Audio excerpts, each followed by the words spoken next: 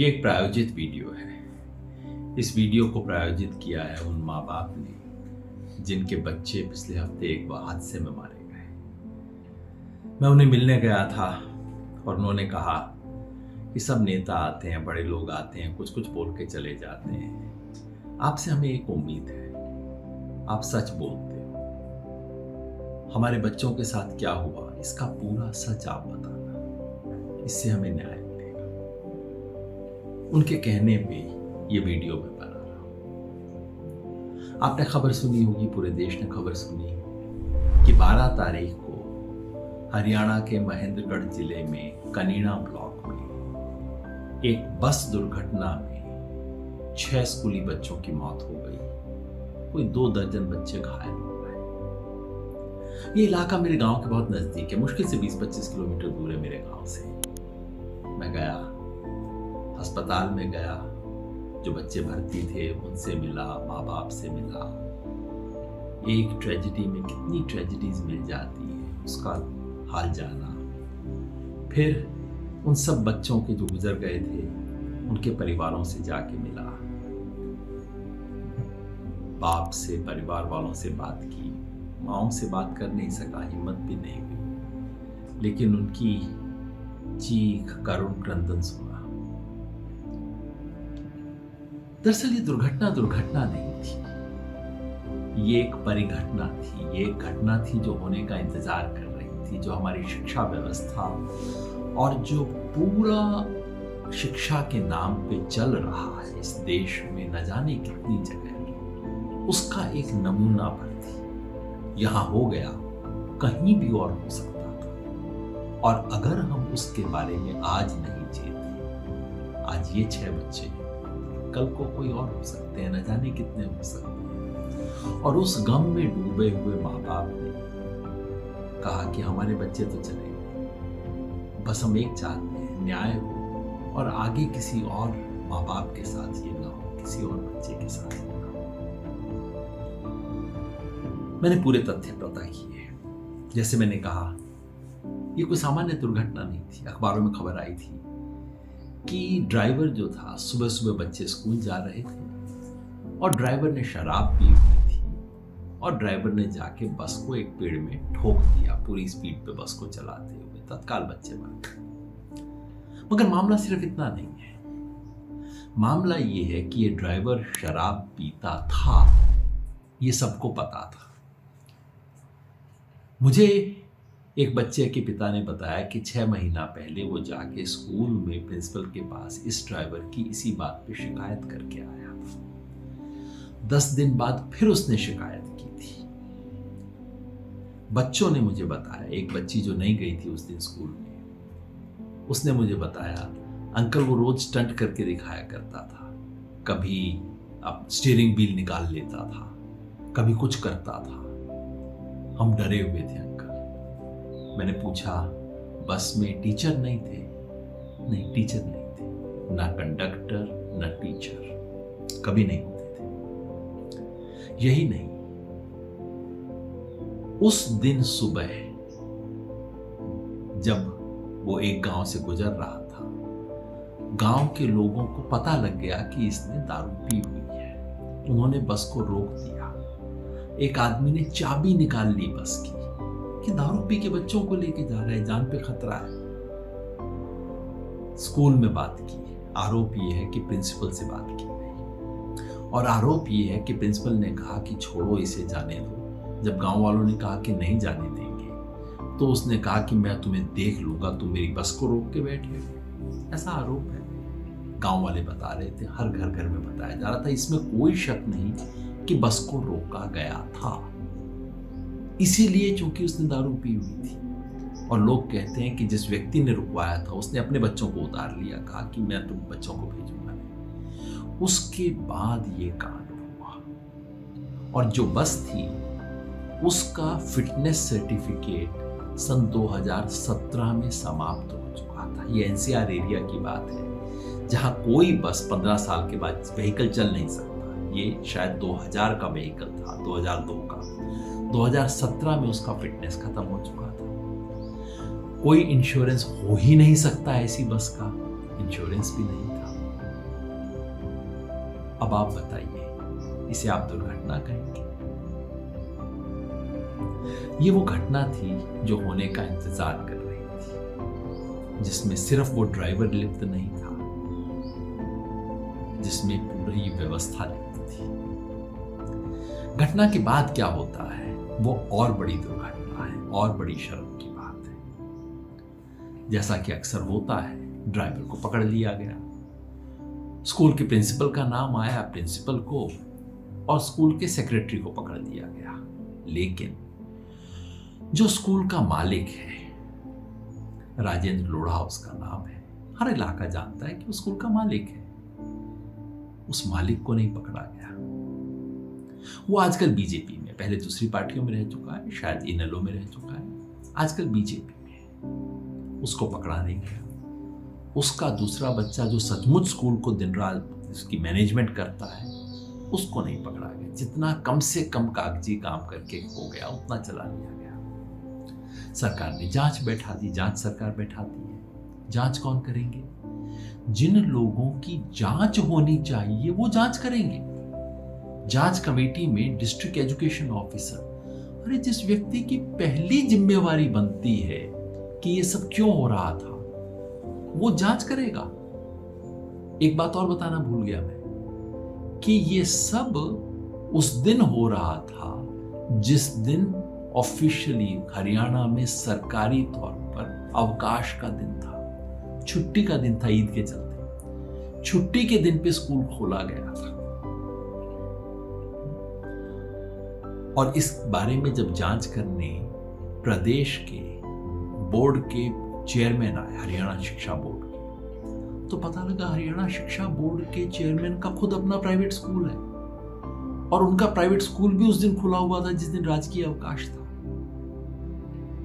जांच की घोषणा, शिक्षा मंत्री आई, परिवार के लोगों को बता के गई, आचार संहिता लगी हुई, हम कुछ कर नहीं सकते, आपके साथ है, दुख है, बड़ा दुख है। सब नेता आ गए, सबने लाइन लगा दी। पूरे इलाके में आक्रोश है और कम से कम एक बार शिक्षा व्यवस्था में क्या हो रहा है उसके बारे में खबर आ रही है। खबर यह आ रही है कि ज्यादातर स्कूल, मतलब उस जिले के कोई शायद 38 स्कूल हैं जो मान्यता प्राप्त नहीं है, चल रहे हैं। ज्यादातर स्कूलों की ज्यादातर बसें कंडम है, 20-20 साल पुरानी बसें हैं, चल रही हैं। क्यों चल रही हैं? क्योंकि जब जब बीजेपी को, पार्टी को, नेताओं को अपनी रैली करवानी होती है, यही स्कूल की बसें रैली में इस्तेमाल होती है। इसलिए इन पे कोई सवाल नहीं उठता। बच्चों की जान से खिलवाड़ रोज किया जाता है। और जब मैंने जाके पेरेंट्स से बात की, साधारण लोगों से पूछा, सारे बता रहे थे स्कूलों में क्या होता है जी, 1-1 लाख रुपया फीस। ये मैं कोई दिल्ली के बड़े स्कूलों की बात नहीं कर रहा हूँ, ये गांव के स्कूल हैं। सरकारी स्कूल में भेजते नहीं क्योंकि सरकारी स्कूल में पढ़ाई नहीं होती, और अब एक प्रेस्टीज का पॉइंट भी हो गया है कि सरकारी स्कूल में तो वो भेजेगा जो सबसे गरीब होगा। तो नकल में या इस लालच में कि बच्चा थोड़ा शायद नौकरी मिल जाएगी बच्चे को स्कूल में जाके, तो माँ बाप अपना सारा पैसा जोड़ के स्कूल में देते हैं। लाख रुपया साल की फीस। कुछ वहाँ के स्कूलों के बारे में मैंने सुना है, ग्रामीण स्कूल हैं, 16,000 रुपये महीने की फीस बच्चे की, और कहा कि बस और ये और अब स्कूल का एनुअल फंक्शन फीस, हर साल स्कूल एडमिशन फीस लेता है, सब चीज़ मिला बिला के महीने का 23,000 रुपये का खर्चा आ जाता है। 23,000 रुपया महीना उस देश में जहाँ इस देश के 90% लोगों की आय 25,000 रुपये महीना से कम है। ये स्थिति है स्कूलों की इस वक्त। ये सब प्राइवेट स्कूलों के नाम पे हो रहा है। और सब बता रहे थे कि जी कोई स्कूल पैसा लेने में सबसे आगे, खर्च करने में नहीं, प्रॉपर ड्राइवर को अपॉइंट नहीं करेंगे, 5-5, 7-7 हज़ार रुपये में ड्राइवर को अपॉइंट करते हैं, कहते हैं तुम्हारा तो दिन में 4 घंटे का तो काम है, 2 घंटे सुबह 2 घंटा शाम। प्रॉपर ड्राइवर लेंगे 20-25 हज़ार रुपये लेगा। तो ये शराबी कवाबी जो बिल्कुल निकम्मे निठल्ले और जिन्हें ड्राइविंग नहीं आती, इन लोगों को पकड़ के बच्चों का जीवन इनके हवाले कर दिया जाता है। ये स्थिति है। तो इसलिए अगर न्याय होना है, अगर हम गंभीर हैं, अगर हम एक बार फिर ये देख के अरे दुर्घटना हो गई, चलो मेरा क्या गया, मेरा बच्चा थोड़ी इन्वॉल्व था, कह के छोड़ देते, लेकिन अगर न्याय चाहिए तो 2-3 बात मैं कहता हूं। नंबर 1, न्यूनतम से न्यूनतम सरकार ने अभी तक ये घोषणा भी नहीं की है कि इन बच्चों को जिनका इलाज चल रहा है, कुछ बच्चों का गुड़गांव के बहुत महंगे अस्पताल में इलाज चल रहा है, इन बच्चों के आज के ही नहीं जीवन भर के इलाज का खर्च सरकार उठाएगी, इनके लिए हेल्थ कार्ड बनवाएगी, जीवन भर इनकी जिम्मेवारी ली जाएगी। 1-2 बच्चों को बहुत कॉम्प्लिकेटेड सर्जरीज हो रही है, पता नहीं कितना लंबा चलेगा मामला। शिक्षा मंत्री झूठ बोलती हैं जब वो कहती हैं आचार संहिता के चलते हम ये नहीं कर सकते। जी नहीं, आचार संहिता आपको कोई नया पॉलिसी बनाने से रोकता है, किसी आपदा में राहत पहुंचाने से कोई आचार संहिता नहीं रोकती आपको। झूठ मत बोलिए। नंबर 2, अगर इसका सच पहुंचना है जनता तक तो लीपापोती बंद कीजिए। ये जांच कमेटी बिल्कुल बेकार है, इन लोगों की खुद जांच होनी चाहिए। बाद में सरकार ने डीओ को हटा दिया उससे, लेकिन बाकी सबका क्या? ट्रांसपोर्ट डिपार्टमेंट, पुलिस, प्रशासन सब इसमें लिप्त हैं। जांच तभी हो सकती है अगर कम से कम हाई कोर्ट की निगरानी में या हाई कोर्ट के जज के द्वारा सीधी जांच की जाए, तभी इस मामले का पूरा सच आ सकता है। मैं शनिवार इतवार को वहां था और सारे इलाके को पता था कि हर स्कूल अपनी बसों को, वहां राजस्थान बिल्कुल बॉर्डर पे ही है, बसों को निकाल के राजस्थान में भेज रहे हैं ताकि पता ना लगे। इंक्वायरी कमेटी आए तब तक सब कुछ चंगा सी, अब आज सब कुछ चंगा दिखाई दे दिया जाएगा। इस तरह की झूठी नकली इंक्वायरी करना बंद कीजिए। ये आप उन शहीद बच्चों के साथ मजाक कर रहे हो ऐसी इंक्वायरी करवा के। और तीसरी बात, सिर्फ इस घटना की इंक्वायरी करके मत फाइल बंद कर दीजिए। उस इलाके के और हरियाणा के सब स्कूलों में ये हो रहा है। सब तरफ प्राइवेट स्कूल मुनाफे का धंधा चला रहे हैं और उनके धंधे के चंदे से राजनीति चल रही है।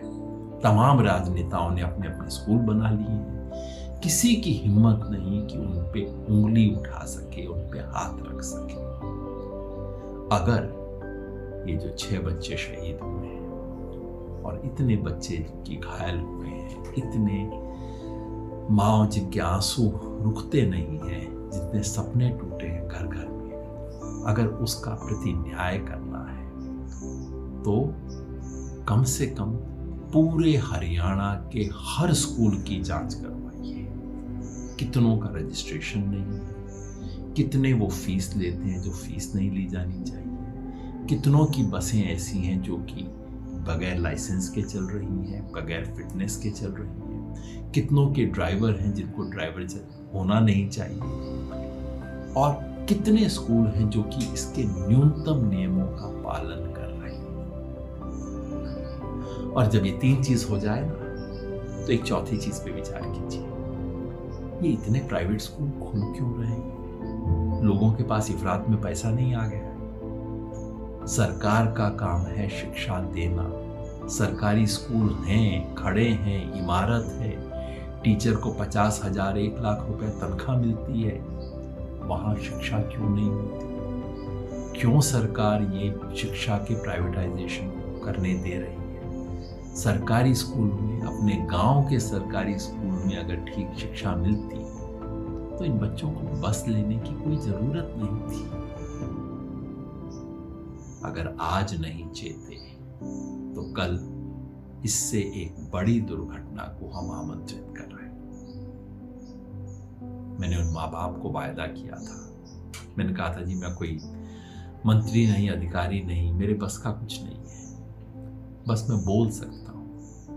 उन्होंने कहा था बस भाई तू सच बोलती हो। मैं उम्मीद करता हूं मैंने सच बोला हो।